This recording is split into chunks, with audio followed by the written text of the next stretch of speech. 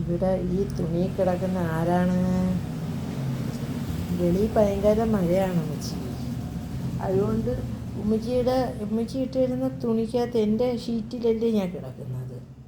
എൻ്റെ ഷീറ്റ് എവിടെയാണോ അവിടെ എല്ലാവരും ഞാൻ കിടക്കുന്നത്. എൻ്റെ ഷീറ്റ് ഉമ്മച്ചി എല്ലായിടത്തും കൊണ്ട് വിരിച്ച് തരും. എനിക്ക് 2-3 ഷീറ്റുണ്ട്. 2 വെള്ള ഷീറ്റും ഒരു നീല ഷീറ്റും ഉണ്ട്. ഉമ്മച്ചി ആ ഷീറ്റ് എവിടെ കൊണ്ട് വിരിച്ചിടണോ അവിടെയല്ലേ ഞാൻ കിടക്കുന്നത്.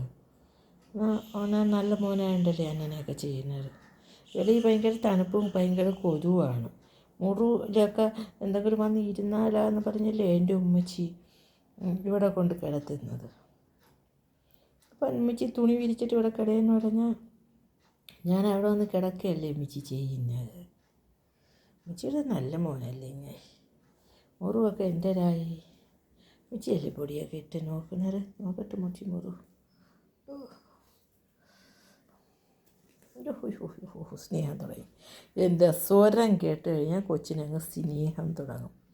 സ്നേഹം തുടങ്ങിയിട്ടങ്ങ് ഇരാക്കും.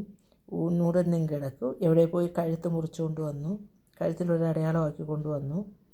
ഇതൊക്കെ ഇങ്ങനെ ആയാൽ എന്താ ചെയ്യുവിടെ ഞാനിപ്പോൾ ഇതിങ്ങനെ ഇവനെ എവിടെയെങ്കിലുമൊക്കെ പോയി അടിയും വഴക്കും പ്രശ്നം ഉണ്ടാക്കിയിട്ട് വരുമ്പം ദേഹത്തൊക്കെ മുറിവായിട്ടാണ് വീട്ടിൽ വരുന്നത്. ഞാൻ എന്താ ചെയ്യും? ഇവന് ഞാൻ എന്താ വേണമെന്ന് നോക്കുതോ. കഴുത്തിലൊരു വരണ്ട. എവിടെയോ ചെന്ന് കയറിയതാണ്. ഇത് കയറ്റി കൂടെ ഇറങ്ങുന്നത് കൊണ്ടാണോ എന്തോ. ഞാൻ പോയാൽ കയറ്റ് വൃത്തിയാക്കട്ടെ. കയറ്റിൽ ഒന്നും കയറാതിരിക്കാൻ വേണ്ടി കമ്പി എടുത്ത് വെച്ചിരിക്കുന്നത്. അതിനകത്തും എല്ലാം തട്ടി മുറിയുന്നതാണോ എന്താണെന്നൊന്നും അറിഞ്ഞില്ലേ. ഇതെപ്പോഴും ഇങ്ങനെ മുറിവും ചതവും ഒക്കെ ആയിട്ടങ്ങ് നടക്കും. ചോദിക്കോ.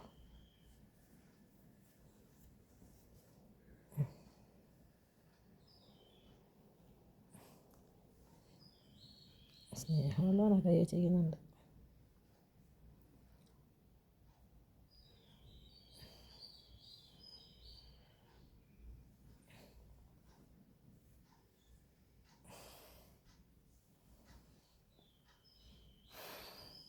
ആനെന്തായാലും അറിയാമല്ല ലോകം എന്താ.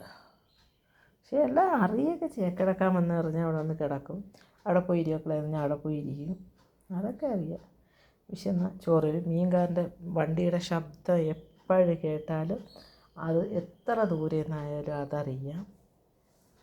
അതൊക്കെ അറിയാം. എല്ലാ കാര്യവും അറിയാം. എവിടെ ഏത് ദുനിയാവിൻ്റെ പുറത്താകെ നിന്നാലും ഞാൻ എവിടെയെങ്കിലും വരുന്നതോ എൻ്റെ എവിടെ ദൂരെ നിന്ന് കണ്ടാലും അപ്പോഴും ഉച്ചേ മ്യാവ് മ്യാവ് എന്ന് വിളിച്ചുകൊണ്ട് വരും. ഞാൻ പോലും അവനെ കണ്ടില്ലെങ്കിലും അപ്പുറത്തെ വീട്ടിലോ ആ സൈഡിലോ എവിടെയെങ്കിലും ഇരുന്നാൽ ഞാൻ അതുവഴി റോഡേ പോയാലും മതി ഓടി വരും. ഞാൻ അവനെ കണ്ടില്ലെങ്കിൽ ഏതെങ്കിലും വീട്ടിൻ്റെ മതിലിൻ്റെ മുകളിലാണ് ഇരിക്കുന്നത്.